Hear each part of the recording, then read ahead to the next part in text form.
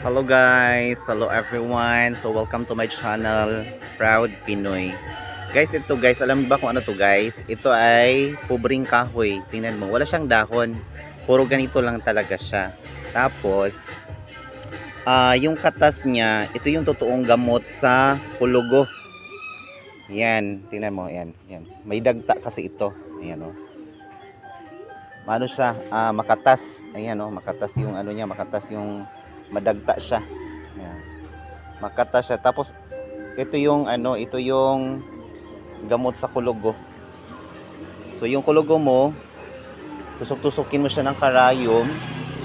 Tapos pagkatapos nun, ito ang ilagay mo hanggang sa paulit-ulit mo lang lagyan hanggang sa matuyo. So matuyo. Tapos ano lang, isang linggo tanggal na.